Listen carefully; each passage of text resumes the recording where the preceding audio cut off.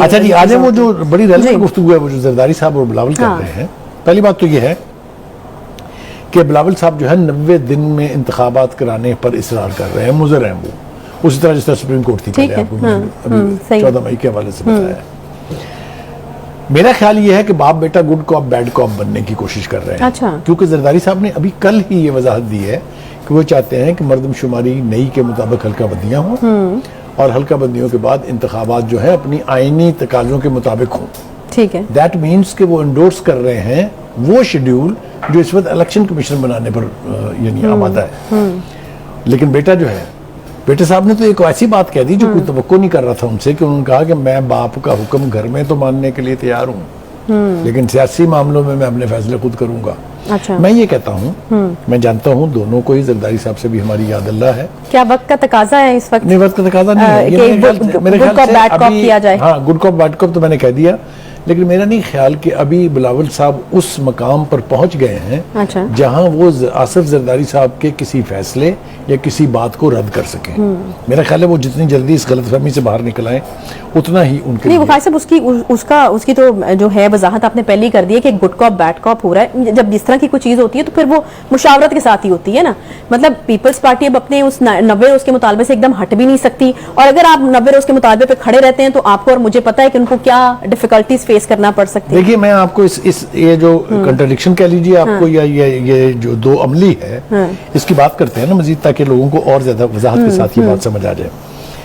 कुछ हल्कों का ख्याल ये है कि अगर पीपल्स पार्टी को मेन स्ट्रीम से हटाया गया, जैसे कि पीपल्स पार्टी समझती है कि इस वक्त नून लीग जो है वो मिलिट्री एस्टेब्लिशमेंट के ज्यादा करीब है, अगर ऐसा ही है और पीपल्स पार्टी को यानी पीपल्स पार्टी से गुरेज किया जाता है, सही है, तो पीपल्स पार्टी के पास भी बहुत सारे ऑप्शन हैं।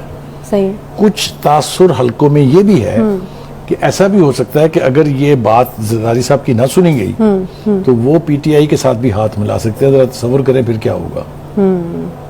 और ये सिचुएशन मेरे ख्याल में उसके बाद शायद ज्यादा बनना शुरू हुई थी जब यकीनन आपने भी सुना होगा, जब हमने खबरों में सुनना शुरू किया था कि कोई क्रैकडाउन सिंध में भी होने लगा है, वहां पे भी जो है मसाइल लगा है, नहीं हो रहा है। हाँ, हाँ। नहीं, वहां से ये सिचुएशन शुरू हुई थी जब इसका इनिशिएटिव लिया गया। लेकिन एक अनफॉर्चुनेट बात ये है कि जब कोई बहुत बड़ी मेन स्ट्रीम पार्टी किसी छोटी पार्टी के साथ मिलती है, क्योंकि पीटीआई के साथ कद काट वो तो नहीं रहा ना, उसमें से दो बड़े बड़े ग्रुप निकल गए हैं, उनके पास इलेक्टेबल जब है ही नहीं कोई, तो फिर नुकसान जो है वो मेन स्ट्रीम पार्टी का होता है। आपको काफ लीग की मिसाल याद रखनी चाहिए।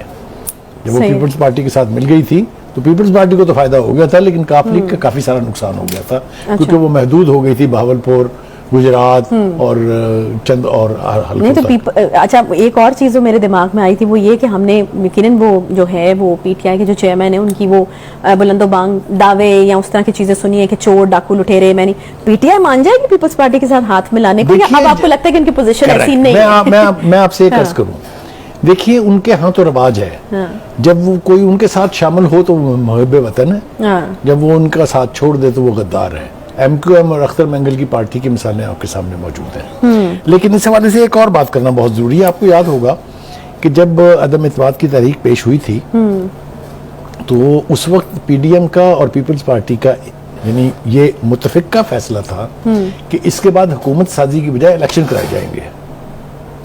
फिर कौन फिरा इससे? सही है। फिर पीपल्स पार्टी ने इससे इनहराफ किया और कहा कि नहीं, हुकूमत साजी करनी चाहिए। ये वो मिसालें हैं जो हमारी आंखों के सामने हैं। लिहाजा दो बातें तय हो गई। एक तो ये है कि जरदारी साहब के बारे में ये कहा नहीं जाता, ये माना जाता है कि वो सियासत के अच्छे खिलाड़ी हैं, बल्कि अगर आपको याद हो एक पॉपुलर नारा था कि एक जरदारी सब पर भारी। याद है ना आपको? पीडीएम की तश्कील हो, पीडीएम का टूटना हो, पीडीएम का दोबारा तश्कील पाना हो, इस सारे में आसिफ जरदारी साहब का बड़ा हाथ रहा है। अगर आपको याद हो बलूचिस्तान की सियासत में बाप का बनना और उस वक्त की हुकूमत का खत्म होना, ये भी जरदारी साहब का कारनामा था। तो इस एतबार से आप ये कह सकते हैं कि उनको इग्नोर करना इतना आसान नहीं है। और वो जो लॉजिक उन्होंने दिया है वो काफी मतलब वैलिड लग रही है। वो कह रहे हैं सियासत की बजाय इस मईशत की फिक्र जो है वो पहले करनी चाहिए। करेक्ट। लेकिन मैं ऑल हैविंग सेड एवरीथिंग, मेरा ख्याल ये है कि इलेक्शन कमीशन को अपना काम करने देना चाहिए।